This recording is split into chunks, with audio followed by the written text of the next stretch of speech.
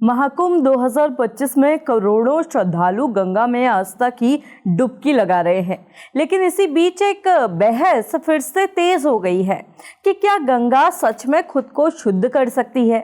UP सरकार का दावा है कि गंगा आज भी अपनी शुद्धता बनाए हुए है, लेकिन वैज्ञानिक रिपोर्ट सरकार के इन दावों पर सवाल खड़े कर रही है। अब क्या है इसका असल सच, आइए जानने की कोशिश करते हैं। नमस्कार, मैं हूँ रक्षिता और आप देख रहे हैं खबर उत्तराखंड। 21 फरवरी को उत्तर प्रदेश सरकार एक प्रेस विज्ञप्ति जारी करती है, जिसमें ये दावा किया गया था कि गंगा की शुद्धता आज भी पहले जैसी ही है।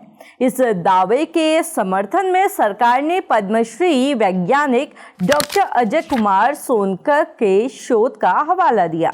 पद्मश्री वैज्ञानिक डॉक्टर अजय कुमार सोनकर ने 5 प्रमुख स्नान घाटों से जल के नमूने लेकर उनकी माइक्रोस्कोपिक जांच कराई और हैरानी की बात यह थी कि करोड़ों लोगों के स्नान करने के बाद भी इस जल में ना तो किसी बैक्टीरिया की वृद्धि हुई और ना ही इसके पीएच स्तर में कोई गिरावट आई थी। ये सारा दावा जो प्रेस रिलीज है उत्तर प्रदेश सरकार ने जो रिलीज की है उसमें किया गया था। अब आपको ये बताते हैं कि कौन है डॉक्टर अजय सोनकर। दरअसल डॉक्टर सोनकर एक टिश्यू कल्चर साइंटिस्ट हैं, जिन्होंने दुनिया का सबसे बड़ा और बहुमूल्य मोती बनाकर पूरी दुनिया में एक ग्लोबल वेव पैदा कर दी थी। डॉक्टर अजय ने नीदरलैंड की वेगेनिंग यूनिवर्सिटी से कैंसर और न्यूट्रिशन पर बड़ा काम किया है। इसके अलावा न्यूट्रिशन, हार्ट की बीमारियों और डायबिटीज पर भी इनका रिसर्च है।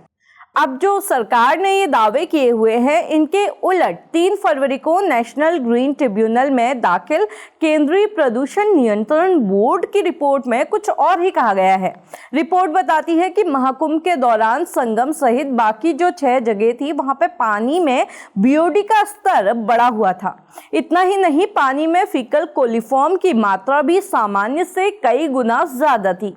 सरकार का दावा है कि गंगा जल में 1100 प्रकार के बैक्टीरियोफेज पाए गए हैं, जो प्राकृतिक रूप से हानिकारक बैक्टीरिया को नष्ट कर देते हैं। तो अब चलिए देखते हैं कि आखिर यूपी सरकार का ये दावा कितना खरा है। ये बात तो बिल्कुल सच है कि बैक्टीरियोफेज ऐसे वायरस होते हैं जो पानी में मौजूद बैक्टीरिया को खाते हैं और अगर इन्हें बैक्टीरिया ना मिले तो लंबे वक्त तक ये डोरमेंट बने रहते हैं। इससे साफ हो जाता है कि पानी में बैक्टीरियोफेज ज़्यादा होने का मतलब है कि पानी गंदा है। और ये बात ध्यान रहे कि बैक्टीरियोफेज पानी से सिर्फ बैक्टीरिया को खत्म कर सकते हैं और बाकी जो दूषित तत्व है उनको खत्म नहीं कर सकते हैं। और इसलिए सिर्फ बैक्टीरियोफेज की मौजूदगी से ये तय नहीं हो सकता कि पानी पूरी तरह से साफ या गंदा है।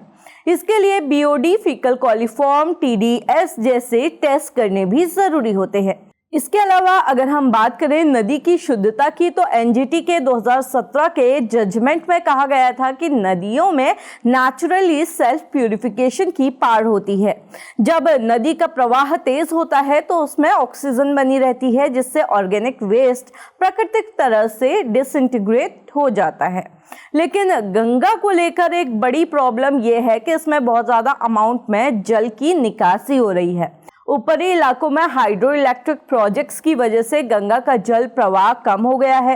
मैदानी इलाकों में सिंचाई और पीने के लिए गंगा का पानी बहुत ज़्यादा अमाउंट में निकाला जाता है। इंडस्ट्रियल वेस्ट और बिना ट्रीट किया गया सीवेज भी गंगा में डाल दिया जाता है।